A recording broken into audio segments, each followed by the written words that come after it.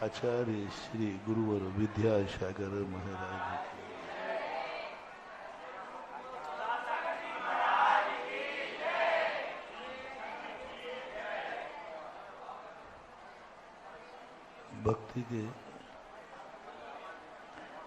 भक्ति क्यों करना पड़ती है?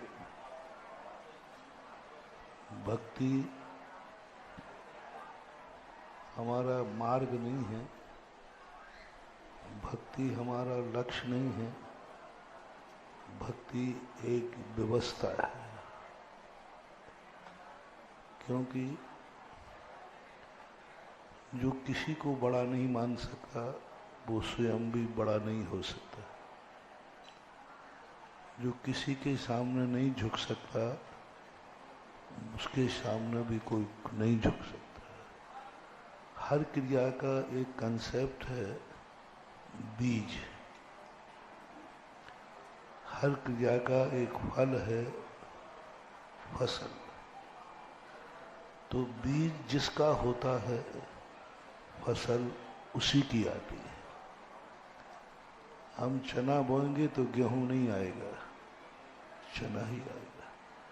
तो एक सूत्र अपन लेके चलें इस भक्ति के प्रसंग में, भक्तांबर के शिविर में। हमें क्या चाहिए उसकी लिस्ट बनाओ, और जो हमें चाहिए है वही बांटो। खुशी चाहिए तो खुशियां बांटो। खुशी की फसल तुम्हारी जिंदगी में लहरा जाएगी। खुशियां बांटो। जितना ज्यादा तुम खुशी बांट सको, जितना ज्यादा चेहरे पर मुस्कान ला सको, लाओ। तुम ये मत समझना कि हम दूसरे को खुशी कर रहे हैं, तुम ये समझना अपनी जिंदगी के खुशी होने का बीज बो रहे हैं। क्योंकि तुम्हारा माइंड बनिया माइंड है। तुम दूसरों के लिए तो कुछ भी नहीं करोगे, मुझे मालूम है। दूसरों के लिए तो कुछ करोगे नहीं, और अपने लिए कुछ भी करने के लिए मरना भी पड़े तो मर जाए। इसलिए जैन दर्शन की खोज है। जैन दर्शन ने कहा कि तुम खुशी दूसरे को दे रहे हो, सोचना बंद कर दो मैं इसको खुश नहीं कर रहा हूं, मैं अपनी खुशी होने की फसल बो रहा हूं। कोई भी क्रिया इस सृष्टि में दूसरे के लिए होती ही नहीं। जितनी क्रिया हम दूसरे को करेंगे, परस्पर उपग्रह जीवानाम का अर्थ वहां मात्र उपकार ही नहीं है, अपकार भी। हम दूसरे का अपकार करेंगे वो बीज बनेगा, हमारा अपकार फसल के रूप में आएगा। हम ज्ञानी बनना चाहे तो ज्ञान बांटो, रखो मत छुपा करके। अभी एक दिन दो दिन पहले जिज्ञासा में कहा ना, महाराज जी आप अपनी सारी गुप्त कलाएं, दुनिया में हमने देखा, हम व्यापारी लोग हैं, हमारे धन कमाने की जितनी गुप्त कलाएं होती हम किसी को नहीं बताते। और आजकल बड़े बड़े वक्ता, बड़े बड़े साधु, बड़े बड़े पंडित लोग भी अपनी प्रभावना की कलाएं किसी को नहीं बताते। और आप सारी कलाओं को उजागर कर देते हैं, तो ये आपकी सारी कलाएं दुनिया ले जाएगी तो आप क्या करोगे? उनकी चिंता मत करो। कमाऊ पूत को पुरानी कमाई की चिंता नहीं होती। मैं तो चाहता हूं कि सब चीजें जो कुछ भी हैं सब दुनिया के पास पहुंचे, योग्यता हो, पात्र हो। श्रावक संस्कार शिविर हर मुनि महाराज लगाए, लेकिन जैसा लगता है वैसे ही लगाए, बिगाड़े नहीं। बिगाड़ करके लगाते हैं तो मूल को दोष होता है। इसी प्रकार से ज्ञान बांटो, ज्ञान दो। जितनी जितनी तुम्हारी कला दूसरों के पास पहुंचेगी, तुम्हारी कला में निखार आएगा, बहुत निखार आएगा। हमने तो कई बार देखा ऐसा। कभी ये मन में नहीं आता कि चलो ये प्रवचन थोड़ा अच्छा है, रविवार के लिए रख लूं। ये प्रवचन बहुत अच्छा है, कभी रविवार के लिए रख लूं। तो रविवार में क्या हुआ? वो रविवार का रखा हुआ प्रवचन काम ही नहीं आया, पता नहीं कौन सा प्रवचन हो गया। जिसके पुण्य से जो आए, कल की चिंता मत करो, आएगा।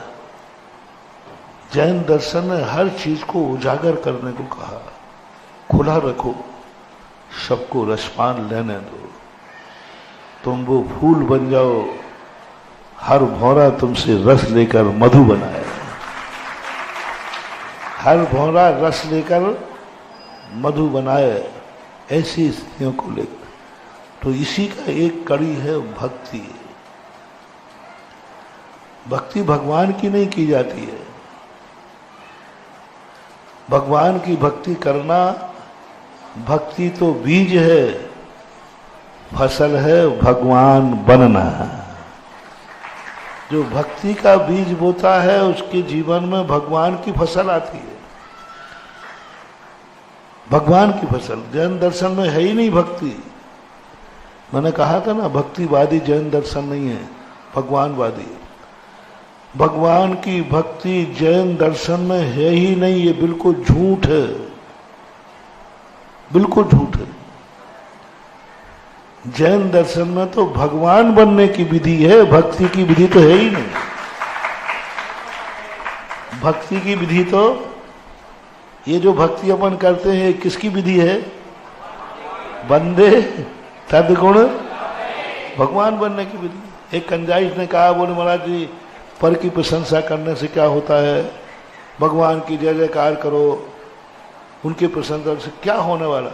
मैंने कि मैं पर की करते ही नहीं हूँ। तो ये पूजा पाठ क्रियाकांड है, व्यवहार है।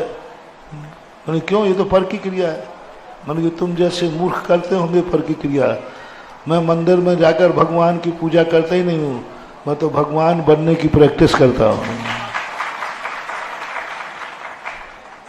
भगवान बनने की प्रैक्टिस करता हूँ, और भगवान बनने की प्रैक्टिस में ये पूजा आती है। तो मैं पूजा कर ही नहीं रहा। हाँ, वे लोग बोलते हैं भक्त नहीं भगवान बनो। जो ऐसा बोलते हैं ना, भक्त नहीं भगवान बनो, वे भगवान तो छोड़ो, मंदिर के बागवान भी नहीं बन पाएंगे। हाँ, बागवान बनने के लिए पुण्य चाहिए। सही नारा है, भक्त बनकर भगवान बनो। क्योंकि बीज तुमने बोया नहीं, क्या चाहिए तुम्हें? वो बीज बो। और बीज रखा नहीं जाता, बीज भोगा नहीं जाता, बीज समेटा नहीं जाता, बीज फेंका जाता है। बीज को भोगा नहीं जाता, बीज खाया नहीं जाता, बीज को अब वो कहां फेंकना है? खेत में, सड़क पे नहीं। कहां फेंकना है? बस इतना सा ध्यान रखो, बीज को खाना नहीं, बीज से तुम्हें कोई सुख मिलने वाला नहीं, बीज को फेंकना है। बस इतना ध्यान रखना, खेत में फेंकना है। इसी प्रकार अपनी खुशी फेंको, लेकिन किसी सज्जन को फेंको, किसी सज्जन को खुशी करो, सहयोग 10 जन को दो, दान सज्जन को दो। ये जो अभी ज्ञान चल रहा है, ये मैं तुम्हें नहीं पढ़ा रहा हूं, हम लोगों ने तुम्हें नहीं पढ़ाया है। मैंने तो खेती की है, तुम लोग अच्छे खेत थे ना, तो मैंने सोचा चलो यहाँ की थोड़ा सा ज्ञान दे दो। ये ज्ञान मेरी फसल बन के आएगा, आता है, फसल बन के आता है। अब तुम्हारा खेत है तो थोड़ा अधबटिया पे तुम्हें भी तो कुछ देना पड़ेगा।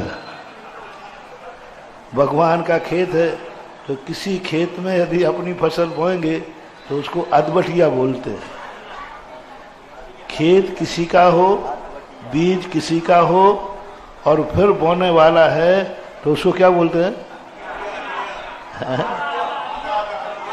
बटिया से, बटिया से, बटिया। तो ये सब संसार बटिया की खेती चल रहा है, क्योंकि मैं अपने खेत, हमारे पास खेत है नहीं, क्योंकि हम इतने पात्र नहीं हैं कि स्वयं का दान स्वयं को ले लें। तीर्थंकर होते हैं से। हमारे पास खेत नहीं है, हमारे पास बीज है।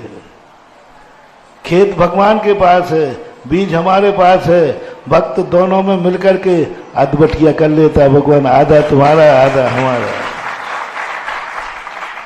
तुम्हारी पूजा हो जाएगी और हम पूज्य बन जाएंगे। तुम्हारी और आधे में हम पूज्य बन जाएंगे। तो ये दोनों का काम होता है। इसलिए भक्ति का पहला भक्ति जो कल कही थी, समर्पण भक्ति। बस समर्पण भक्ति, मुझे समर्पित होना है, बस कुछ नहीं। हम कुछ नहीं देखते, हमें समर्पित होना है। दूसरी भक्ति प्रमोद भक्ति। कल हमने उसको उत्तम मध्यम जगह आदि भक्ति, मध्य भक्ति और अंत भक्ति, इसका दूसरा नाम हम दे सकते हैं समर्पण भक्ति। नमो अरिहंता, समर्पण भक्ति। बस कुछ नहीं, समर्पण है, मुझे मिटना है, बस मुझे मिटना है। मिटने में आनंद आ रहा है। पता नहीं क्यों ऐसा लग रहा है कि मेरी जिंदगी का एक एक क्षण इनके काम आ जाए, मेरे काम नहीं। कई बार होता है, एक माँ बेटे के लिए मिट जाती है, किडनी दान दे देती है। मैंने कहा तुम मर जाओगी, बोले मर जाऊं, मरा बेटा जी जाए।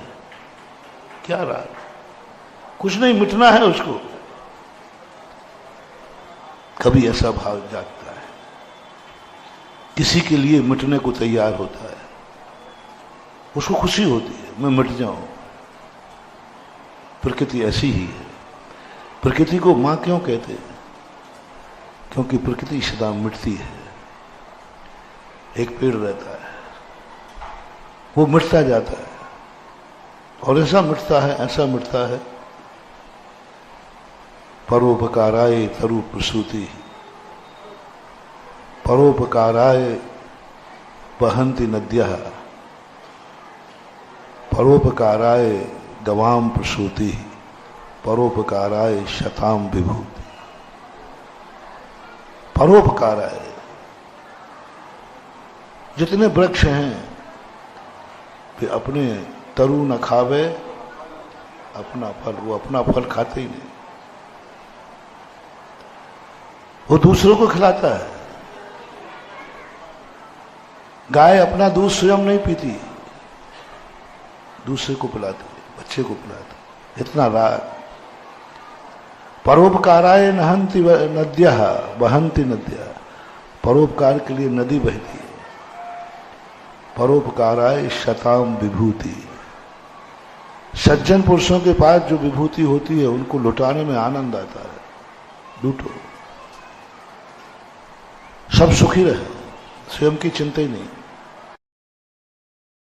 भक्ति जागती है, समर्पण राग जागता है, वो निस्वार्थ होता है, मुंह देखे कि नहीं होता। तीर्थंकर का प्रकृति का बंध इसी भक्ति में बनता है।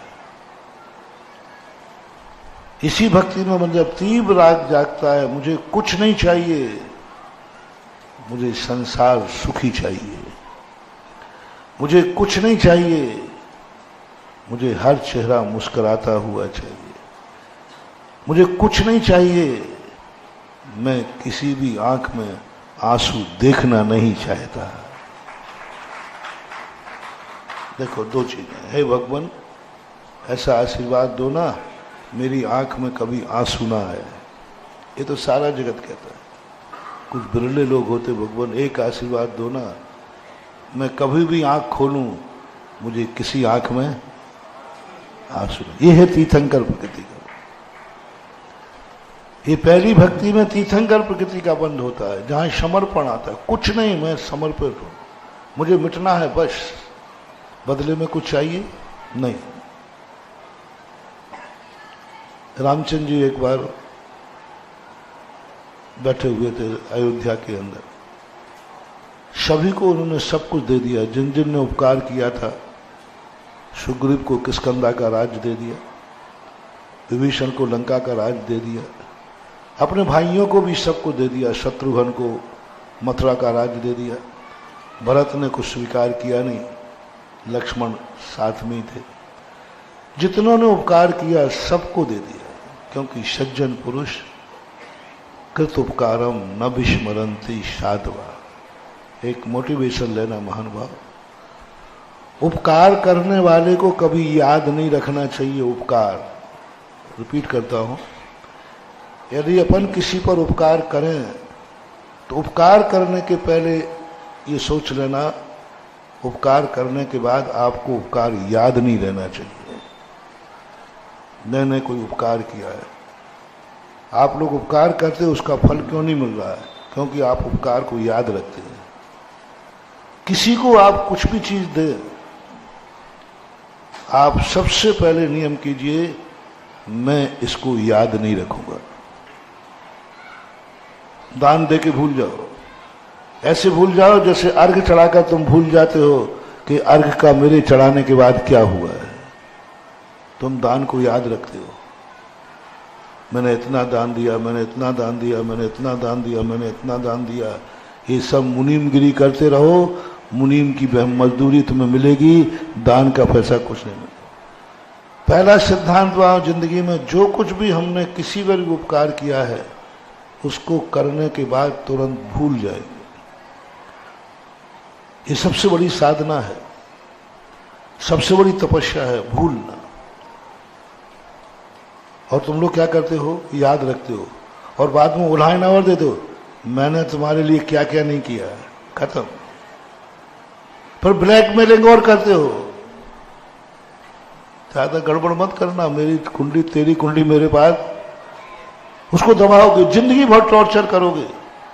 इससे अच्छा तो उपकार न करते। उपकार करने के बाद उपकार याद करना, उपकार का परसेंटेज समाप्त करना है। उपकार करने के बाद उल्हायना देना, उपकार को कीड़ा लगाना है और उपकार का टॉर्चर करना, बार बार मैंने ये किया, मैंने ये किया, बड़ा अहितकारी है। अपना अहित करना है, कभी याद नहीं रखना। दान भी, पूज्य गुरुदेव का एक संस्मरण है, सुना दो, बहुत अच्छा संस्मरण है। आचार्य के पास कोई चीज देने गया कोई व्यक्ति, 2 दिन से दे रहे थे, एक पंडित जी साहब थे, नाम नहीं बताऊंगा, वो दे रहे थे, महाराज ले रहे थे। तीसरे दिन महाराज ने वही चीज उन्होंने दी, महाराज ने अंजलि बंद कर दी। उन्होंने कहा, महाराज जी आपने आज बंद किया, 2 दिन से तो आप ले रहे थे, आज आपको नहीं, महाराज ने नहीं लिया। महाराज जी आप देखो 2 दिन से बहुत अच्छे से ले रहे थे, इसलिए तो मैं चला करके दे रहा कि महाराज की ये पसंद की चीज है, इसलिए भी मैं यही चीज लेने के लिए मुझे, महाराज ने नहीं लिया। थोड़े 2 मिनट 3 मिनट के बाद दूसरा व्यक्ति वही चीज लाया तो महाराज ने ले ली। अब पंडित जी को आग लगी कि हम में कौन सी हींग बसा रही थी। कहावत है कि भाई कौन से, हमारे हाथ से ली नहीं और इसके हाथ से ले ली। अब वो आहार के बाद आए, हम लोग सब बैठे थे, महाराज जी ये बताओ आप जो चीज 2 दिन से ले रहे थे आज क्यों नहीं ली? चलो नहीं ली होगी आपकी जानो, लेकिन मेरे हाथ से नहीं ली और इनके हाथ से क्यों ले ली? तो आचार्य ने कहा भैया मुझे तो ध्यान नहीं है कि तुमसे नहीं ली, इनसे ले ली। नहीं मुझसे ली है और हमसे नहीं ली। बोले किससे ली है? तो वो भी बाद में बैठा, बोले इससे ली है। तो आचार्य ने कहा उससे पूछो भाई क्या दिया उसने, उससे पूछो तुम क्या दे दे, उसने क्या दिया उससे पूछो। अब वो तो चाचा चौधरी था। अब वो कहता महाराज जी जब दिया था तब तो याद है, अभी मुझे याद ही नहीं है। आचार्य ने बहुत कहा नहीं बेटा याद करो। भैया अच्छे थे, 45 साल के थे। बोले भैया याद कर तूने क्या दिया है? वो तो बहुत याद किया। बोले महाराज जी मुझे याद नहीं आ रहा है। पंडित जी ने कहा अरे ये चीज दी थी, ये चीज। हाँ पंडित थी तो कुछ वैसे ही, लेकिन मुझे याद नहीं है। 1 मिनट तक आचार्य का नहीं याद करो थोड़ा। बोलो महाराज जी तो मुझे याद नहीं है। मुझे आचार्य श्री का वो चेहरा अभी भी याद है, वो शब्द, पंडित जी देखा तुम 3 दिन से मुनीमगिरी कर रहे हो, हम 3 दिन से ले रहे हैं, कल भी ली, परसों भी ली, आज नहीं ली, और ये देखो अभी दिया और उसे पता ही नहीं क्या दिया। ये है दान, इसलिए तुमसे नहीं लिया, इससे लिया क्योंकि तुमने पहले कह दिया आप 2 दिन से ले रहे हो, तो हम समझ गए कि ये दानी नहीं, ये मुनीमगिरी कर रहा है, इसलिए बंद किया है। और ये देखो अभी याद नहीं इसको। दान वो है, इस हाथ से दो तो इस हाथ को भी पता नहीं चलना चाहिए। और हम क्या करते हैं, तो कोई भी वस्तु देते हो तो सबसे पहले भूलने की आदत डालो, मैंने कुछ नहीं किया, नहीं सब आपकी बदौलत है, नहीं हमें तो पता नहीं। करके देखना, आपको कितना भी बड़ा किसी को उपकार किया हो, कितना, उसका कभी उल्हायना नहीं देना, उसका कभी याद नहीं रखना मैंने किया है, किया था, किया होगा उस समय, वैसी बातें बनती एक बार। लेकिन दूसरी बार सुनना, ये किसके लिए है मोटिवेशन, जिसने उपकार किया है। अब जिस पर उपकार हुआ है वो सुनने कान खोल के, वो जिंदगी की अंतिम श्वास तक भूले नहीं। थोड़ा सा भी भूल गया, थोड़ा सा भी भूल गया तो समझ लेना वही उपकार उसको भस्म कर देगा। जो उपकार से उसको फायदा हुआ है उस उपकार उसका नाश कर देगा। थोड़ा सा भी भूल गया कभी नहीं। कृत उपकारम न विस्मरंती साधवा, सज्जन पुरुषों पर कोई उपकार करता है तो उसको कभी भूलते, जन्म जन्म तक याद रहेंगे, अरे इसने हमारे ऊपर उपकार किया, आज जो कुछ भी हैं सब हम इनकी बदौलत हैं, आज जो कुछ भी हमारे पास है इनकी बदौलत है, आज जो कुछ भी हम हैं पूज्य गुरुदेव की बदौलत है। कभी नहीं भूलना, कितनी भी जिंदगी निकल जाए, क्योंकि उन्होंने उपकार किया है। एक अक्षर का भी, एक थोड़ा सा भी वो उपकार हमारे ऊपर हुआ है, आज उस उपकार की बदौलत हमें, अन्यथा जो ज्ञान है वो सब खत्म हो जाता है, एन मौके पे कभी काम नहीं आता। वैष्णव दर्शन में कर्ण के संबंध में यही आता है, कर्ण ने छल कपट से ज्ञान प्राप्त किया है। हमें ज्ञान चाहिए, ज्ञान से मतलब मत रखो, ज्ञान देने वाले से मतलब रखो। वचनों की, वचन प्रमाणिक नहीं है, वक्ता प्रमाणिक है। हम वचन को देखते हैं और हमें वक्ता को देखते। वचनों का उपकार नहीं, उपकार वचनों से होता है, लेकिन उपकार वक्ता का मानना है। धर्म कल्याण, धर्म से कल्याण होता है, लेकिन उपकार धर्मी को मानना है, धर्मी को मानना। उपकार हमारा होगा, वचन से होगा, लेकिन वचन से नहीं। बीमारी दवाई से ठीक होती है, लेकिन उपकार डॉक्टर का मानना। दवाई, बीमारी किससे दूर हुई, लेकिन आभार किसका, डॉक्टर का। डॉक्टर से दवाई, बीमारी दूर नहीं हुई। पर इसी प्रकार उपकृत वस्तु से हमारा उपकार होता है, लेकिन जिसने किया उसको कभी नहीं भूलना, कभी नहीं भूलना। एक हमारे शास्त्रों में एक कहानी आती है, एक महाराज थे, मासोपवासी थे, बहुत ज्ञानी थे। उनके लोग दर्शन करने गए, दर्शन करने गए, तब तक वो महाराज वहां से जा चुके थे। उस स्थान पर दूसरे महाराज आके बैठ गए, जो ना तपस्वी थे ना ज्ञानी थे, और लोगों ने समझा कि यही वही महाराज हैं, तो लोगों ने पूजा पाठ करना शुरू कर दिया। ओ आप मासोपवासी हैं, आप जो जो गुण थे, उन्होंने कहा फोकट में प्रशंसा निकली, चुपचाप बैठ लो। सुनते रहे, सुनते रहे ये तो। और वो सब जनता किसकी प्रशंसा कर रही थी, उन तपस्वी महाराज की, जिनकी सुन रखा था, और वो तो कुछ था ही नहीं। लेकिन सोचा फोकट में अपनी प्रशंसा पूजा मिल रही तो काय को छोड़े, चुपचाप बैठता गया, बैठे रहे वो, और जैसे जैसे लोग प्रशंसा करते गए उन महाराज का शरीर काला पड़ता गया, और इतना काला पड़ गया पूजा करते करते काला पड़ गया। फिर किसी ने कहा तुम कहां और वे कहां, तुम्हें रोकना चाहिए था। इसलिए मैं बार बार तुम लोगों से कहता हूं, आचार्य श्री के लिखी हुई अर्घ, आचार्य श्री के लिए हुई पूजाएं हम जैसे चरणों की धूल वालों के लिए मत पड़ा करो रे। वो आचार्य श्री के लिए लिखी, आचार्य श्री की पूजा है, वो आचार्य श्री का अर्घ है, उसमें आचार्य श्री के गुण भरे हैं।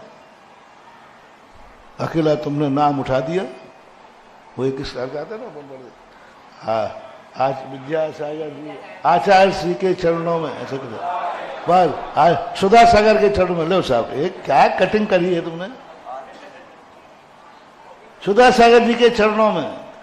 अब बोलो नाम तो आरती में कर दे, आरती तो वो सामूहिक है, शांति सागर महाराज से चल रही है वो आरती। कुछ आरतियां ऐसी हैं जो पूज्यवर शांति सागर महाराज से भी चलती है।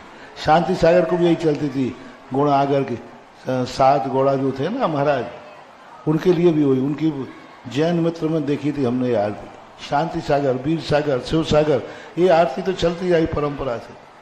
लेकिन कुछ बात शब्द ऐसे हैं जो आचार्य श्री के लिए लिखे गए और उनका नाम बदल के तुम महाराज के नाम कर देते। मैं तो टोक देता हूं भैया, मैं आचार्य श्री ना था ना उन तक मैं पहुंच पाया हूं। बस मेरा अतिशय तो एक ही है, मेरा अतिशय है, मैं बहुत अतिशयकारी हूं। हाँ, अब तुम लोग कहते हो, अब तुम लोग जो टाइटल दोगे पर उसमें विचार जरूर करता हूं। इन लोगों ने कहा अतिशयकारी, अरे मैंने कहा मेरे में कौन सा अतिशय है, अब मुझे पता ही नहीं कौन सा अतिशय। और तुम लोग कह रहे हो तो अब तुम्हें पूरा झूठा तो नहीं कर सकता।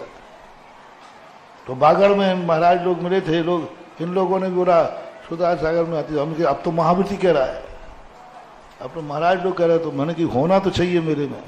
अभी तक मैंने अतिशय देखे ही नहीं थे, अब जब कही तो मैंने कहा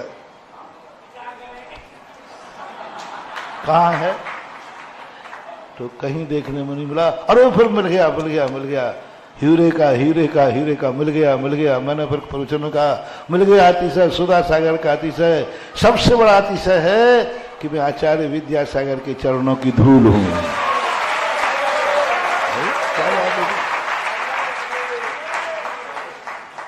अरे आचार्य विद्यासागर महाराज बनने में उतना चमत्कार नहीं है जितना आचार्य विद्यासागर के चरणों की धूल। बताओ, फिर तुम कहोगे वो तो महाराज आपने कह दिया तो वो तो सिद्ध करके ही रहोगे। आचार्य विद्यासागर महाराज में वो चमत्कार नहीं है। अब बार सब चलेगा देखना कटिंग करके। हमारे पुरुषों में जो बार सब चलाने वाले होते हैं ना झूठे, इनको कटिंग का मौका बहुत मिलता है, क्योंकि पहले तो हम उलझाते हैं, फिर बाद में, और वो उलझी हुई बात बोले आचार्य श्री को सुधा सागर ने कहा है, वो आवाज भी देगा आचार्य विद्यासागर में कोई चमत्कार नहीं है। इतनी कटिंग करेंगे हम महानुभाव, जितनी ये कटिंग आती हैं ये सब बेईमानी कटिंग है। मेरी कोई भी आवाज सुनना है तो पूरा प्रवचन जरूर सुनना, अन्यथा आप बहुत गलत अर्थ ले लेंगे। फिर बोल रहा हूं, आचार्य विद्यासागर बनने में कोई चमत्कार नहीं है। एक बार और कह दो, मुझे कहने में डर भी नहीं लगता। आचार्य महाराज चमत्कारी बनना है, आचार्य विद्यासागर महाराज की चरणों की धूल में जो अतिशय है, चरणों में नहीं है, चरणों की। तो ना तो मैं उनके चरण हूं, ना मैं उनका आचरण हूं, मैं तो उनके चरणों की, और धूल में चमत्कार होता है। भक्तांबर प्रमाण है, तद पाद पंकज रजो मृत दिग्ध देहा मृत्या भवंति मकरद। भगवान के चरणों में क्या रखा है? भगवान के चरणों में चमत्कार नहीं है, भगवान के चरणों की तद पाद पंकज रजो, क्या चीज की, शायद आएगा श्लोक, आगे आएगा वो श्लोक आएगा, गजब का श्लोक मानव, क्या एनर्जी है उसकी, गजब की ताकत है। भगवान में चमत्कार नहीं, कैसे व्यक्ति को जीवित कर रहे हैं वे, कैसा व्यक्ति है वो, उद्भूत भीषण सोच्यम दशा, जीवित आशा, जीने की आशा छोड़ दी, सोचनी दशा है, मरणासन है, उसमें भगवान का चमत्कार नहीं दिखाया पूज्यवर ने कि भगवान मिल जाए, भगवान के दर्शन हो जाए तो काम हो जाए, अरे भगवान के चरण छूने मिल जाए तो काम हो जाए, भगवान के चरणों में चमत्कार नहीं, भगवान में चमत्कार नहीं। पूज्यवर मानतुंगाचार्य महाराज की खोज है, बेटा भगवान नहीं चाहिए, भगवान के चरण नहीं चाहिए, भगवान के चरणों की रज मिल जाए तो मर्त्या भवंति मकरध्वज। क्या बात है, ये है खोज, ये है भक्तांबर के चमत्कार, ये है भगवान के। अपन लोग तो क्या खोज रहे बैठे बैठे, ये है साधुता। साधु वही है जो ऐसी खोजें निकाले, इस जनवाणी के सागर में डूबकर खोजें निकाले। पूज्यवर मानतुंगाचार्य महाराज निकाले, क्या गजब। तब से मैंने कर लिया मन, मैंने कहा मुझे कुछ नहीं बनना, क्योंकि मुझे तो चमत्कार चाहिए मुझे तो, और चमत्कार किसमें है, क्योंकि हमारे भक्त लोग बहुत दुखी हैं। हाँ, हमारे भक्त लोग बहुत दुखी होते हैं, ज्यादातर दुखी आते हैं अपने पास तो, और दुखी के लिए आचार्य विद्यासागर महाराज से कोई मामला निपटेगा नहीं, उनके चरणों से नहीं निपटेगा, लेकिन उनके चरणों की धूल बन जाओ तो चमत्कार ही चमत्कार है। अब ये कहलाता है, देखो निकृष्ट चीज बनने में उत्कृष्ट पद, बना क्या है वो, अरे भाई ये तो चरणों की, और चमत्कार कितना है कि उनसे भी बड़ा, भगवान से भी बड़ा, भगवान के चरणों से बड़ा। भगवान के चरण छूने में वो चमत्कार नहीं है, भगवान के चरण जिस धूल को छू जाए उस धूल में चमत्कार है। ऐसी भक्ति का जब रूप बनता है, इसका कहलाता है समर्पण। कभी तुम्हारी जिंदगी में कोई ऐसा हो जिसके लिए तुम्हारा मिटने का मन करता हो, लुटने का मन करता हो, लगता हो मैं इसको सब कुछ दे डालूं, सब कुछ, मुझे कुछ नहीं चाहिए, मेरा कोई भी लोभ नहीं, कुछ भी नहीं, पर मेरा मन कर रहा है मैं इसके लिए मिट जाऊं। बहुत बड़ी शक्ति तुम्हारे अंदर जागने वाली, इतने मिटने को तैयार हो, इतने मिटने को तैयार हो कि तुम चरणों की धूल बनने को तैयार हो। अरे उन जैसा बनना तो फिर भी बोलो कौन नहीं बनेगा। सुन रहे हो ना, किसी मुनि से कहा जाए मैं तुम्हें आचार्य विद्यासागर जैसा बनाने कला बना दे, तो हम मुंह में पानी आ जाएगा, हाँ बना दे बना दे बना दे। कौन आचार्य महाराज नहीं बनना चाहेगा, क्योंकि आचार्य की ख्याति मालूम क्या है, हर व्यक्ति चाहेगा, लेकिन कौन चाहेगा कि मैं उनकी धूल बन जाऊं। यह है समर्पण। भगवान बनना अलग चीज है, इसलिए जो भगवान बनते हैं उनके निधत्त निकाचित कर्मों का क्षय नहीं होता है।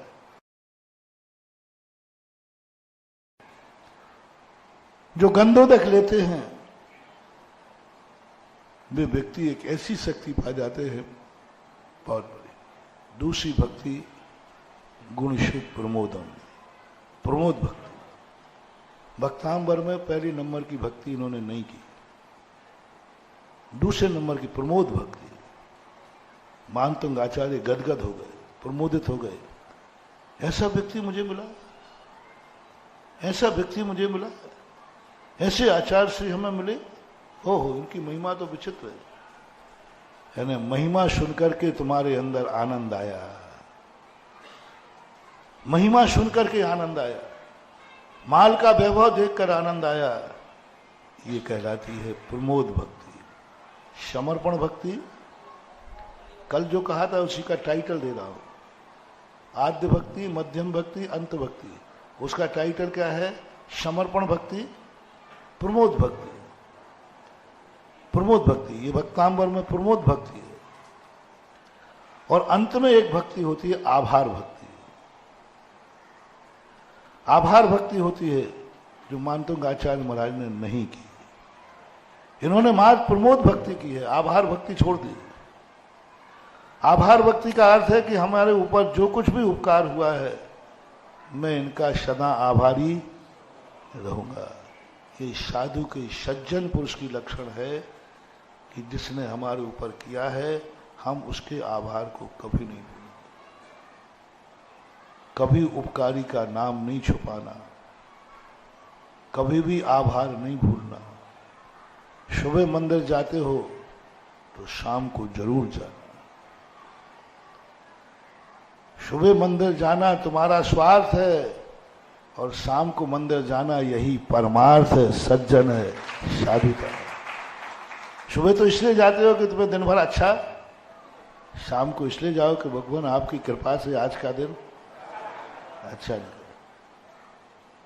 तो आभार की भक्ति इस प्रकार की, यही 26वां श्लोक पढ़ रहे थे ना अपन, तो हम नमस्ते यही था।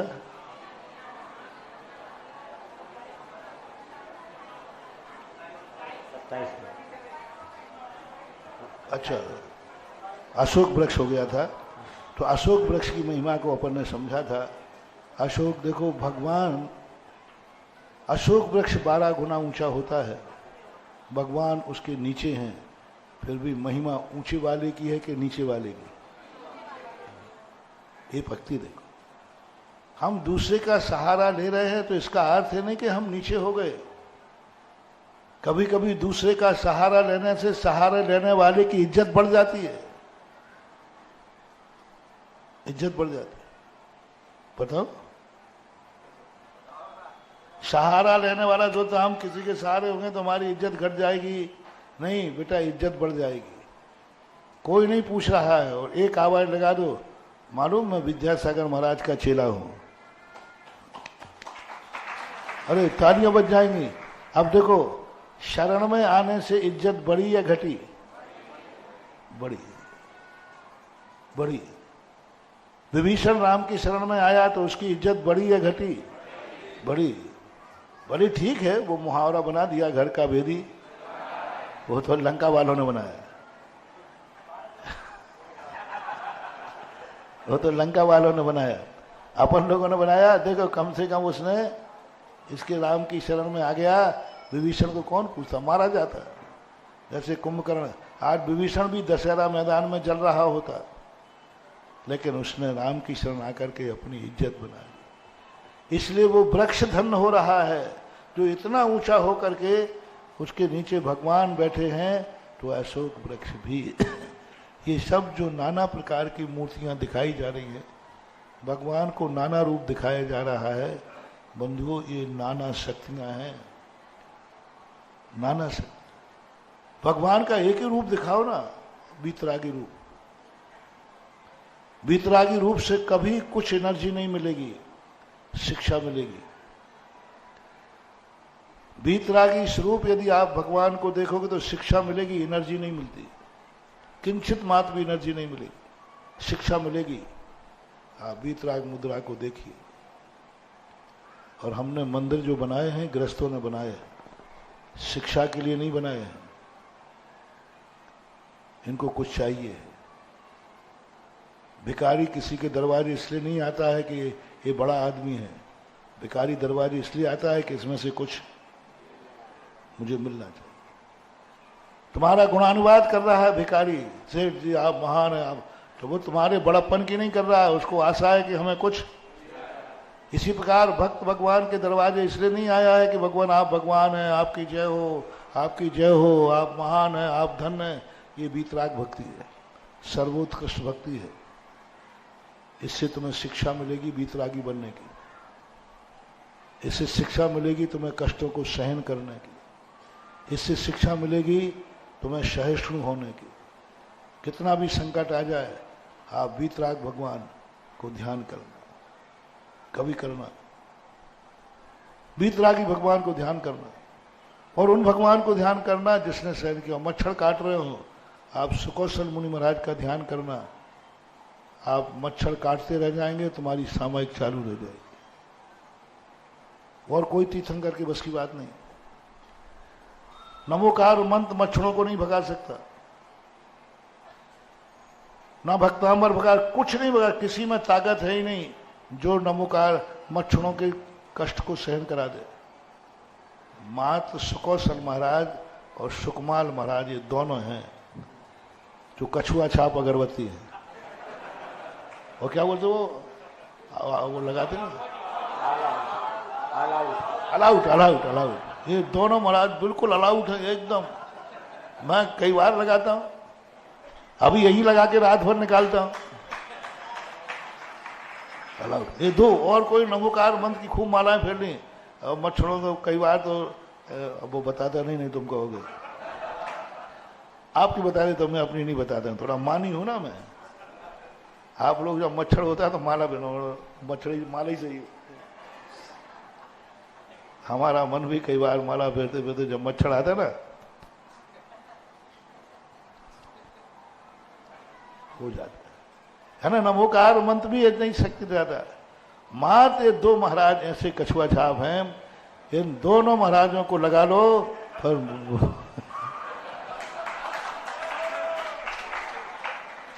उनमें ताकत है, क्योंकि उन्होंने शेरनी लौच के खा रही है, फिर भी वो वीतराग भाव से बैठे हैं और अपना ज्ञान कहता है तो ये तो मच्छर ही खा रहा है, उनको तो शेर खा रहा है, देख वो कैसे बैठे, ऐसा बैठ, अपन भी यूं बैठते।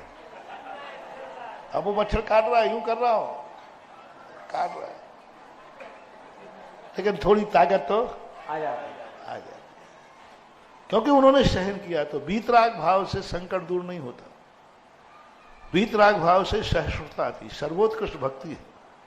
लेकिन आप ग्रस्त हैं, आपको वीतराग भक्ति से काम नहीं चलेगा। आपका बुझा हुआ दीपक है, आप अंधकार में हैं, आप ग्रस्त हैं। आपको भगवान की वीतरागता नहीं चाहिए, भगवान का वैभव चाहिए। जितना जितना भगवान का वैभव होगा उतना उतना ग्रस्त को भक्ति में वैभव मिलेगा। आप शोक में डूबे, आपका कोई सहारा नहीं है, सारा सहारा उठ गया, माँ बाप मर गए, सब कुछ उठ गया, कोई सहारा नहीं है आपके पास, बड़ों का कोई छाया नहीं है आपके पास। आप भगवान को याद ना करें, कुछ नहीं होने वाला। नमोकार मंत्र न पढ़ें, कुछ नहीं होने वाला। आप भगवान का ध्यान करें, उनका जो अशोक वृक्ष के नीचे बैठे हैं। भगवान का नहीं कह रहा हूं, कौन से भगवान का? अशोक वृक्ष उच्चैर शोक तरु संसत मूलमयूख मां भाति रूप ममनम भवतो नितांतम। हाँ, ऐसा अनुभव करें कि वृक्ष ऊपर है, भगवान नीचे बैठे हैं और उनके शरीर की किरणें ऊर्ध्वमुखी हो रही है। स्पष्ट हो लसत किरण मस्त तमोवतानम बिम्बम तविरविर्यो। अब ऐसा यदि आपने चिंतन किया, अब इन भगवान को आप 10 मिनट चिंतन कर लीजिए, ओनली 10 मिनट। आप जो आपको अनाथ महसूस कर रहे थे, आप में शक्ति जाएगी। कोई नहीं है तो क्या हुआ, मैं तो हूं और मेरा भगवान है। 2 मिनट कह रहे थे हमारा कोई नहीं बचा, मैं तो मरूंगा, सुसाइड करूंगा, क्या करूंगा, किसके लिए जिंदा रहूं, क्या करूं। और आप 10 मिनट इस श्लोक का याद कीजिए, करके देख लीजिए प्रैक्टिकल। 10 मिनट मात्र 2-3 बार इसको पढ़ लीजिए और आंख बंद करके दर्शन कीजिए, आपको जीने की कला जाग जाएगी। नहीं, मैं तो हूं और दुनिया भली मर गई, लेकिन मेरा भगवान तो है। और भगवान कैसा है? जैसे अशोक वृक्ष के नीचे भगवान बैठे हैं, ऐसे ही मैं भगवान के नीचे बैठा हूं, भगवान की छाया मेरे ऊपर है। ये सब प्रतिबिंबित श्लोक हैं। तीर्थंकरों की मूर्ति क्यों बैठालते मंदिरों में, और किसी क्यों नहीं बैठालते? क्योंकि तीर्थंकर की मूर्ति वैभव संपन्न है, और भगवान के पास वैभव नहीं है। वे भगवान तुम्हें मोक्ष मार्ग दे सकते हैं, संसार की समस्या का समाधान नहीं कर सकते। बाहुबली से तुम्हें कोई संसार की समस्या का समाधान नहीं होगा, वैभव कभी नहीं मिलेगा, तपस्या करने का भाव जागेगा। जितने भी सामान्य केवली इनसे तुम्हारे यही परिणाम जानेंगे। वैभव चाहिए है तो बताओ सबसे ज्यादा वैभव किसके पास है? तीर्थंकर। और तीर्थंकरों में सबसे ज्यादा वैभव किसके पास है? शांतिनाथ, कुंथनाथ और अरनाथ। इसलिए दुनिया उनको सबसे पहले शांति पाठ में उनका नाम शांति धारा। अरे जहां देखो शांतिनाथ। अरे मैंने कि बाबा जी, तो भगवान कहते हैं ऐसे ही फोकट में नहीं लिया जा रहा है मेरा नाम। मैंने पुण्य कमाया है, 3 पद कमाए हैं, चक्रवर्ती, तीर्थंकर और कामदेव। यहाँ पर ये सिद्धांत वैभव संपन्न जीत जस्तु का ध्यान करने से वैभव की उपलब्धि होती है। को सिंहासने मणिमयु कैसे काव्यते भ्राजते तव बपु कन्यकाव्यगातम बिंबम बेअद्यलदितं सुनकाव्यकानम कुंगो गयादिशिरसि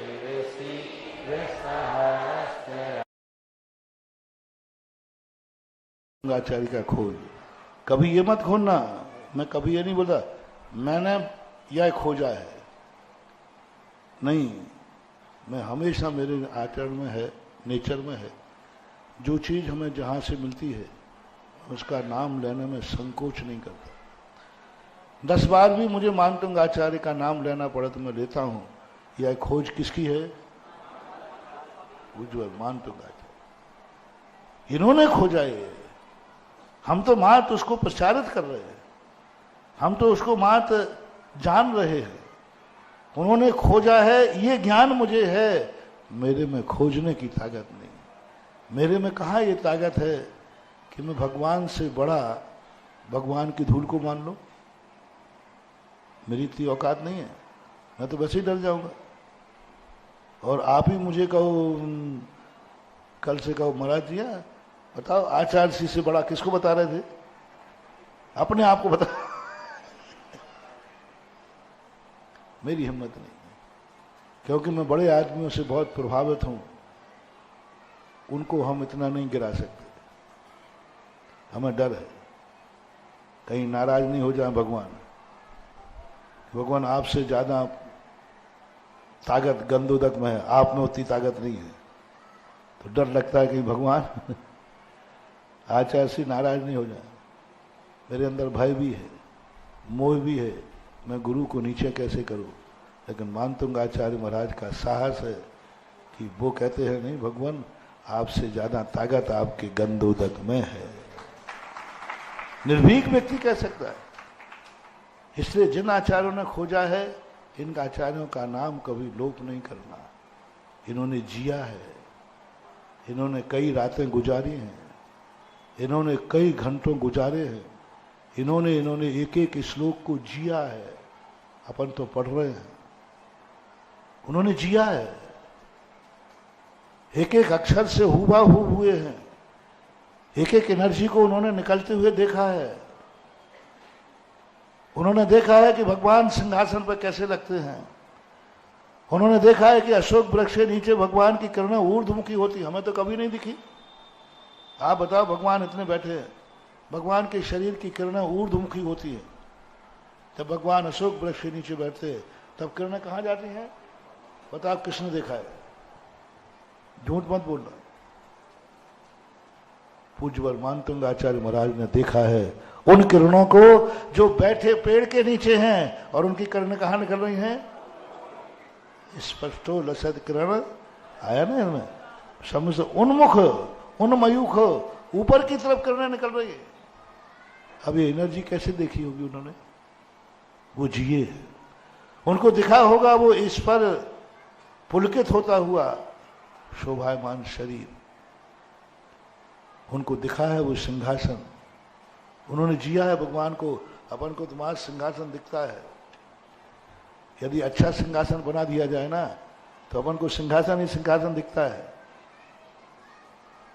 भगवान नहीं दिखते। और मानतंगाचार्य को दिख रहा है भगवान, और भगवान से महिमा बढ़ रही है सिंहासन की। महिमा किस में बढ़ रही है? किससे बढ़ रही है? सिंहासन की महिमा बढ़ाना है, लेकिन किससे बढ़ाना है? सिंहासने मणिमयूख शिखा विचित्र। सिंहासन में जो मणियां रखी हैं, मयूख, मयूख बोलते हैं किरणों को, शिखा यानी अग्रभाग, किरणों के अग्रभाग से वो कैसी है? विचित्र है, एक प्रकार की किरण नहीं है, नाना प्रकार की किरणें सिंहासन में लगी हुई मणियों से निकल रही हैं। विभ्राजते तव वपु कनकावदाताम, विभ्राजते राजते विराजते, विभ्राजते शोभायमान है, तव वपु आपका शरीर, कनकावदाताम वो कैसा है? कनक के समान। देखो अलग अलग शब्दों का प्रयोग कर रहे हैं। कनकावदा कनक के समान है, कैसा लग रहा है? बिम्बम वियद विरस दन सुलता वितानाम, बिम्बम वियद, वियद यानी आकाश, विरसित यानी विरसित होता है, अंशु लता, अंशु यानी किरण, लता यानी किरणों का समूह, वितानम यानी फैल रहा है, यानी जो बिंब है सूर्य बिंबान, सूर्य आगे दे रहे हैं, सहस्र रश्मि, सहस्र रश्मि सूर्य का जो बिंब है आकाश में अपनी किरण रूपी समूह से चारों तरफ विलसित हो रहा है, फैल रहा है। कैसा लग रहा है? तुंगो दयाद्र शिव सहस्र रश्मि, जैसे पहाड़ के पीछे से सूर्य ही निकल रहा हो, पहाड़ के पीछे से सूर्य निकल रहा हो। सिंहासन की महिमा से महिमा बताकर भगवान को कैसा शोभायमान कर दिया, जैसे पहाड़ के पीछे से सूर्य निकलता है ना, ऐसे ये भगवान आप सिंहासन के पीछे कायदा से सिंहासन जो आप लोगों के बनते हैं वो नहीं है, सिंहासन यहीं तक होता है, इसके बाद भामंडल होता है। सिंहासन आज तक बड़े बड़े कुर्सियां बनती ना, तुम्हारी कुर्सियां वो पीछे बनती बड़ी भारी कुर्सियां, ये नहीं है। पूज्यवर मानतंग आचार्य के अनुसार सिंहासन गर्दन तक ही होना चाहिए, कंधे तक, सिंहासन के स्थान कंधे तक होना चाहिए कायदा। कंधे के बाद होना चाहिए कट, भामंडल, और भामंडल से ऊपर होना चाहिए छत्र, छत्र भामंडल को टच ना करे, जैसे अभी कुंडलपुर के बड़े बाबा का टच कर रहा है, कुंडलपुर के बड़े बाबा का जो भामंडल से टच कर रहा है छत्र, यूं टच कर रहा है, आधा काट रहा है। तो छत्र लगाते समय भामंडल को टच नहीं होना चाहिए, भामंडल से 2 इंच 3 इंच ऊंचा हो, अधिक ऊंचा हो तो चलेगा। तो इतना से अब सिंहासन ही अपन इतना उठा देंगे तो भामंडल सिंहासन में चला गया, छत्र सिंहासन में चला गया, नहीं फिर ये श्लोक सफल नहीं होगा। तुंगो दयाद सिर शिव, जब आप सिंहासन पर बैठे हम तो ऐसे लग रहा है जैसे पहाड़ के पीछे से सूर्य निकल रहा है, क्योंकि सिंहासन यहीं रुक गया, इसके बाद भामंडल आ गया, उसके बाद छत्र आ गया, ऐसा यह है।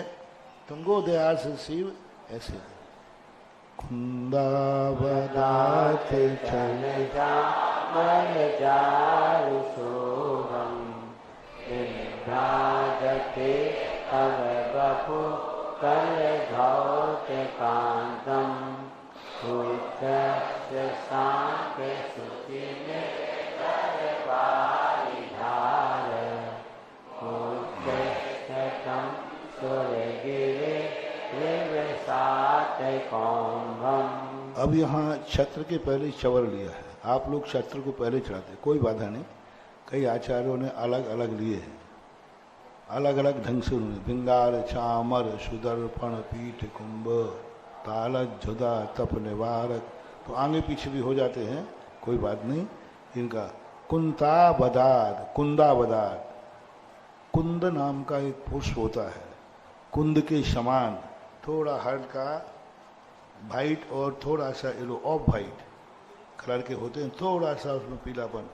ऑफ वाइट मानो ज़्यादा पीला नहीं, बहुत हल्का सा ऑफ वाइट होता है। हाँ जितना हो, बिल्कुल हल्का सा कुंदावद, कुंदन का फूल होता है, कुंदावदात। आजकल वो कुंदन का फूल नहीं मिलता है। आचार्य से एक बार चर्चा हुई तो एक बार मचकुंद का फूल आया था, तो मचकुंद का फूल का कलर ऐसा ही होता है। मचकुंद का फूल आता है, बड़ा ठंडा होता है। सिरदादा टेसू बोलते, पलाश बोलते हैं। नहीं, वो अलग है, टेसू अलग है। मचकुंद का फूल, मचकुंद का फूल थोड़ा ऑफ वाइट होता है, बहुत शीत होता है। उसको पीस करके माथे पे लगाते हैं जिनको पित्त बढ़ जाता है, गर्मी बढ़ जाती है, मचकुंद का फूल होता है। तो वो मचकुंद का फूल ही शायद कुंदा फूल हो। पलाश टेसू तो अलग है, तो बहुत छोटा लाल होता है। पदार्थ उनके समान। चल चामर, चलायमान है। कौन चमर? चारु यानी सुंदर, शोभायमान हो रहे हैं। जब भगवान पर 64 चवर ढुल रहे हैं उस समय वह चलायमान हो रहे हैं। कैसे लग रहे हैं? और उसी के नीचे विभ्राजते तव वपु कर धौत कांतम, विभ्राजते बैठ रहा है, तव वपु यानी उसके नीचे शरीर, कर धौत। अब देखो, अब पिछले श्लोक में क्या लिया था भगवान के शरीर को? कनका बदाता। कैसा है? कनक के समान, कनक। और अब क्या ले लिया? कल। इस सोने के दूसरे नाम हैं, कनक कहो, सोना कहो, कलधौत। कलधौत भी सोने का ही नाम है, लेकिन नया नाम का प्रयोग कर रहे। कोश ऐसा ही बढ़ता है। हमेशा शब्दों में एक ही वाक्य को नाना प्रकार के शब्दों से बोलना चाहिए, जिससे कोश की वृद्धि होती है, सामने वाले का कोश बढ़ जाता है। अब हमें कनक का भी ज्ञान हो गया। अब कलधौत कोई नहीं जानता था, लेकिन कलधौत यानी सोना होता है, महाराज ने बता दिया। कैसे लग रहे हैं? आप बैठे हैं वहां पर, जैसे उद्दत शशांक शुचि निर्झर वाले। उदीयमान शशांक, उदित हुआ है शशांक यानी चंद्रमा। शुचि निर्जर बारी धार, शुचि निर्जर, और उसी समय निर्मल पानी की धार गिर रही है। मुच्च स्थितम सूर्य गिरे विषात कौम्भम, और ऊंचे तट से सूर्यगिरी से वह झरना झर रहा है, और पीछे आप स्वर्णमयी सात कौम्भम। ये भी किसका नाम है? सोने का नाम। कलधौत भी सोना है और सात कुंभ भी सोना है। भक्त उसमें अभिषेक पाठ में भी आता है, सात कौम्भव कौम्भव गान शीलाभ दे तो पूर्तान, उसमें भी आता है। तो इस प्रकार सात कुंभ, यानी क्या कहना है कि हे भगवान, पहाड़ के पहाड़ पीला पहाड़ है, और पीले पहाड़ में से बहुत झरना बह रहा है नाना धाराओं में। तो पीला पहाड़ कैसा लग रहा है? कंट्रास्ट बन गया।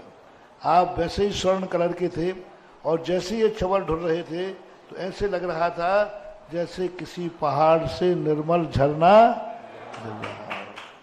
हाँ, चवर 64 चवर ढलते, 64 चवर ढालते हैं। तो ये चवरों का बहुत बड़ा महत्व है, इसलिए आपको विमान जी में चवर जरूर ढलते हैं, क्योंकि चवर जो है हमें नकारात्मक शक्ति से बचाते हैं। लेकिन चवर ढोलने की कला होना चाहिए। ऐसे कई लोग यूं यूं कर लेते हैं, यूं। दोनों चवरों को, यदि आपके हाथ में चवर हैं तो उन दोनों चवरों को नीचे करिए, डंडी पकड़ लीजिए, और डंडी को बाहर की तरफ पकड़ना है, अंदर की तरफ ऐसे नहीं पकड़े, बाहर की तरफ पकड़े। ये प्रतीक बनाना है नकारात्मक शक्ति का, दुश्मन का। और यूं करिए दोनों चवरों को, और यूं बाहर फेंकिए, यूं। ये हाथ नीचे होना चाहिए। यदि आप हाथ से करते हैं तो कोई बाधा नहीं है, ये भावना है। छत्र चवर हाथ से करने में कोई बाधा नहीं, भावना। लेकिन भगवान के ऊपर ऐसा नहीं करना है, नहीं तो आप ऐसा कर लो जैसे आशीर्वाद दे रहे हो। भगवान के ऊपर तो छत्र ही लगाना चाहिए।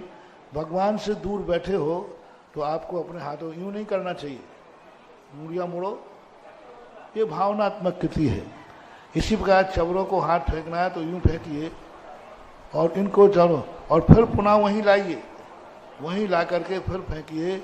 ये चवर को ढोरने की स्थिति बनती है। चवर नीचे से ऊपर की तरफ जाता है, नीचे झुके हुए हैं और उसके बाद ऊपर की तरफ ले जाना है। शुरुआत चवर की ऊपर से नहीं की जाती, नीचे से की जाती है। ऐसा आजकल लोग अपने घर से लाते हैं और उठा के वापस ले जाते हैं, उससे बहुत जिज्ञासा। घर से छत्र चमन लाते हैं, वापस ले जा, ठीक है, मंदिर में व्यवस्था नहीं है, कोई उठा के ले जाएगा तो ले जाने में कोई बाधा नहीं है। हालांकि ये भगवान के वैभव है, भगवान के साथ ही रहे तो ज़्यादा,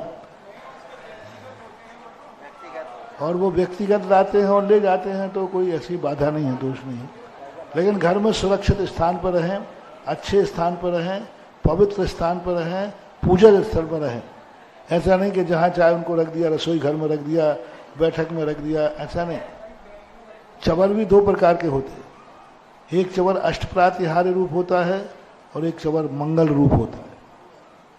मंगल रूप चवर का महिमा अलग है और अष्टप्रातिहार्य के रूप में महिमा अलग है। मंगल में भी अष्ट चवर आते हैं, 2 चवर आते हैं मंगल में, तो वो बहुत सगुण रूप होते हैं। लेकिन जो भगवान के अष्टप्रातिहार्य होते हैं, ये सगुण रूप नहीं होकर ये नकारात्मक शक्ति को दूर करने वाले होते हैं। मुझसे स्थितम सूर्य गिरेरिव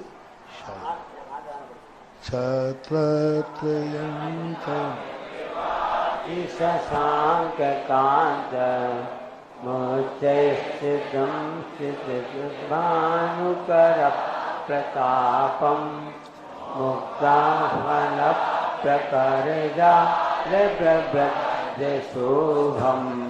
प्रख्यापयस्ति जगता परमेश्वरत्वम। छत्रत्र भी एक प्रातिहार्य है, 3 छत्र हैं, इनको तव विभाति, छत्रत्रयम तव विभाति। ये 3 छत्र तव यानी आपके ऊपर शोभायमान हो रहे हैं। कैसे? शशांक कांतान, चंद्रमा के समान नहीं, चंद्रमा की कांति के समान। उच्चई स्थितम, और कहाँ है? सर्वोच्च स्थान पर हैं। मानो स्थगित भानुकर प्रतापम, ऐसा लग रहे हैं जैसे सूर्य की किरणों के ताप को रोक रहे हैं। हालांकि समूषण में सूर्य की किरणें नहीं आती हैं, गर्मी सर्दी नहीं होती है, एयर कूल्ड एयर कंडीशन होती है, ना वहाँ गर्मी है और ना समशीतोष्ण होता है। तो लेकिन फिर भी एक कल्पना है कवि की कि जब ऊपर कोई छाता लगाता है तो इसलिए लगाता है धूप से बचने के लिए। छाया को कोई चाहता है तो धूप से बचने के लिए, क्योंकि छाया की प्रसिद्धि धूप से बचने में ही की गई है। इसलिए छत्रों की छाया मान लो ऐसी हो रही है जैसे सूर्य की गर्मी को बचा रहा हो। मुक्ता फल, कैसे हैं छत्र? वो मुक्ता फल, मुक्ता बना मुक्ता फलों के प्रकर जाल विवृद्ध शुभम, उन छत्रों में मोतियों का जाल लटक रहा है चारों तरफ, उससे विवृद्ध शोभम, उससे छत्र की शोभा और बढ़ गई। तो वे छत्र क्या कर रहे हैं? प्रख्यापयत, प्रख्यापित कर रहे हैं क्या? त्रिजगत परमेश्वर, आप 3 जगत के स्वामी हैं, आप 3 जगत के स्वामी हैं। वो 3 छत्रों से लग रहा है। अष्ट प्रातिहार्यों में मात्र एक प्रातिहार्य ऐसा है जिसका नाम गुणवाचक है। सभी के नाम जो है रूढ़िवाचक है, नाम संज्ञा है तो है। चवर कहते हैं तो कहते हैं, सिंहासन कहते हैं तो कहते हैं, अशोक वृक्ष कहते हैं तो कहते हैं, दिव्य धुनि शब्द एकमात्र अष्टप्रातिहार्यों में है जिसका गुण कारक या क्रियावाचक शब्द है, जिसका नाम है आतप निवारक। छत्र का दूसरा नाम क्या है? आतप निवारक।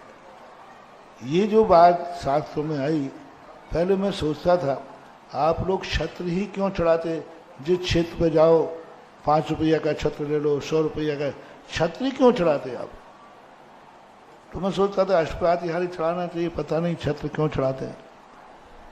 बाद में जब मांगनंदी आचार्य महाराज को पढ़ा तब उन्होंने छत्र का नाम आतप निवारक, अरे मैंने कि बनिया कभी गलती कर ही नहीं सकते, हम गलती कर सकते आप और आपके पूर्वज गलती। उन्होंने कहा बेटा आज प्रातिहार्यों में कछु नहीं रखो, उनमें जो चीजें हैं वो तो इतनी ज्यादा नहीं है। आतप निवारक, क्योंकि कभी भी बुखार बीमारी आदि आतप निखार है। आतप यानी आतप को निवारण करने वाला छत्र, ये गुणवाचक निकाल। आतप शब्द यहाँ भी इन्होंने लिया है भानु कर प्रतापम, यानी भानु के आताप को रोकने वाला, वहां उन्होंने नाम ही दे दिया। तो आतप का अर्थ दो अर्थ ले लेना। आतप यानी गर्मी को रोकता है, और आतप यानी बीमारियों को भी है, दुखों से भी है, इनसे भी रोकता है। ऐसा छत्र हमेशा नीचे बड़ा होना चाहिए, फिर छोटा होना चाहिए, फिर छोटा होना चाहिए। शायद छत्र किसी भी चीज से टकराना नहीं चाहिए। टकराने से आपकी छत्र भी टकराएगा। और बड़ा छोटा नीचा क्रम से होना चाहिए। ऐसा बड़ा छत्र कर्ण के बराबर होना चाहिए। उस छत्र को कानों का नाप ले लो, फिर उससे छोटा वो, उससे छोटा वो, ऐसा छत्र का एक आकार बनाया जाता है। कई लोग छोटा छत्र नीचे लगा देते हैं, ऐसा नहीं है, बड़ा छत्र ही ऊपर होना चाहिए। इस प्रकार की ये छत्र की महिमा हुई। इसमें कुछ रीजन है, बड़ा नीचे लगाना चाहिए, छोटा ऊपर, कुछ रीजन है, बड़ा नीचे लगा। 3 लोग के नाथ हैं। 3 लोग चौड़ा, नीचे चौड़ा है, फिर कम है, फिर कम है, एक है लो।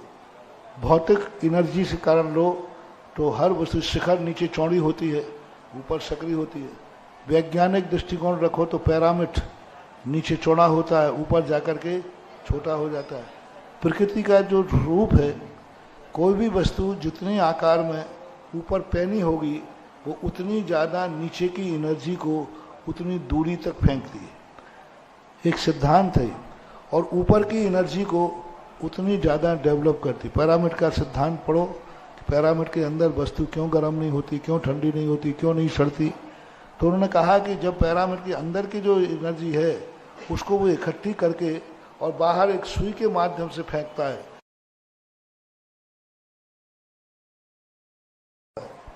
क्यों पतला किया जाता है?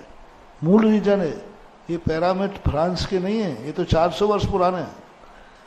ये हमारे यहाँ की नकल है। शिखर का अर्थ है आल्सो पिरामिड। शिखर को ही उन्होंने डेवलप कर लिया, निधि हमारी थी और डेवलप उन्होंने किया। अरे फ्रांस के पिरामिड दीसम शिखर है। शिखर का सिद्धांत है 4 कोने बराबर को शून्य में जाके मिला दो। पिरामिड का सिद्धांत है 4 कोनों को करके शून्य में जाके मिला दो, चारों रेखाओं को, दोनों के सिद्धांत में शिखर। इसलिए गर्भालय के अंदर जब व्यक्ति बैठता है ध्यान करने के लिए, तो गर्भालय के अंदर के जो एनर्जी है वो पूरी वहां से वो बारीक चीज खींचती है, कलश, और वो आरे अंदर को उसको एनर्जिस्ट करता है। और अंदर जो पूजा पाठ कर रहा है, ध्यान कर रहा है, उसकी एनर्जी शिखर में से होती हुई और कलश में से बारीक जब निकलेगी तो उसकी एनर्जी बहुत तेजी से फैलेगी, बहुत दूर तक जाती है। अपना शरीर का भी यही हाल है। शरीर देखो निर्माण नीचे चौड़ा होता जाता है, ऊपर सकरा होता हुआ मस्तक आ जाता है। सबसे आयतन में, नाप में, चौड़ाई में छोटा कौन सा स्थान? आप देख लो, कमर से लेको, फिर 2 भागों में बट गए, कमर तक ले लो। कमर चौड़ी है और मस्तक, तो हर वस्तु ऊपर की तरफ जा। वास्तु भी इसमें है। वास्तु भी यही कहता है कि वस्तु को नीचे चौड़ी करते हुए ऊपर जितनी सकड़ी लाओगे उतनी ही ज्यादा एनर्जी का संग्रह होता है। और कुछ आज इतना ही। ओ